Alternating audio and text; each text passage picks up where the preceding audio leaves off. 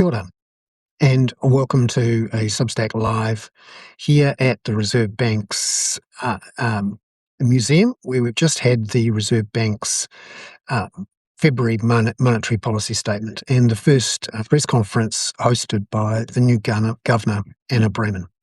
The Reserve Bank has held interest rates, the official cash rate, as expected, and has slightly increased its forecast track for the Reserve Bank's official cash rate through the next couple of years, by about as much as most people in the markets expected. Anna Bremen said in the press conference that it was possible that the official cash rate could rise before the end of the year, although the Reserve Bank's own forecast track is actually slightly lower than what the consensus is in financial markets.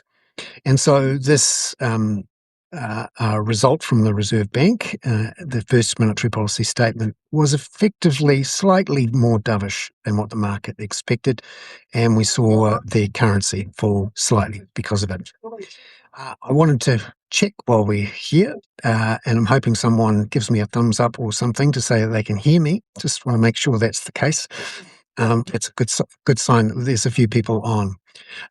The key things for me here in Wellington covering the Reserve Bank's monetary policy statement, and the first one from Anna Bremen, was to get a sense of how the bank's monetary policy committee is now operating with the new governor, and whether or not the Reserve Bank is quite as hawkish as the market expected.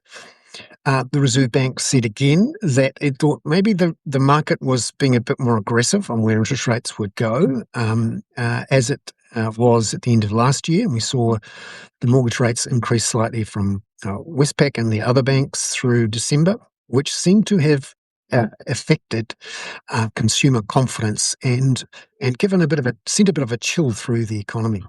The Reserve Bank acknowledged that from here on in, the economy is going to have to learn how to grow without much house price inflation. And it was interesting that the Reserve Bank's forecasts were for a lowering of the forecast growth in house prices, which the Reserve Bank sees growing in line with income growth. We'll see whether that actually happens or not.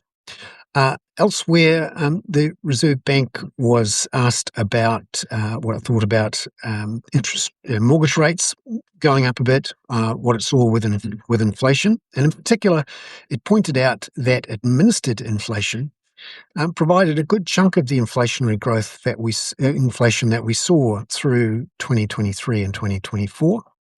And that headline inflation, which is around about 3.1% at the moment, about 0.6 to 0.7% of that came from administered inflation. So that means government fees and charges, council rates, and so-called regulated prices that come from electricity.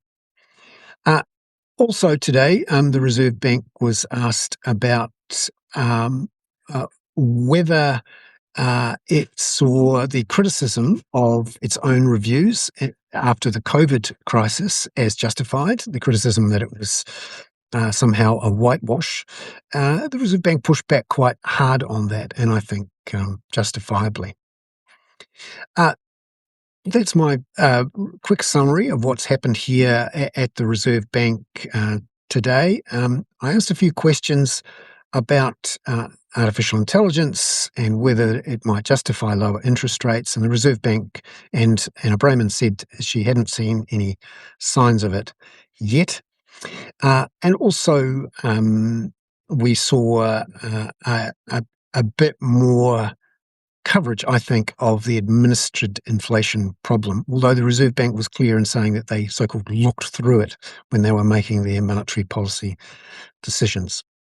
Hey, I'm Bernard Hickey. I'm here in Wellington at the Reserve Bank's museum just after the Reserve Bank monetary policy statement. This is another little experiment just to make sure that my setup here for the phone and the microphone is working this time around.